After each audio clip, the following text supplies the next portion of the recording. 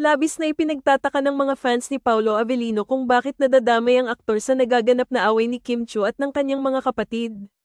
Bakit daw ibinabagsak ang sisi sa aktor kung nagawa man ni Kim na magtanong sa kanyang ate Lakam tungkol sa financial status ng kanilang mga negosyo?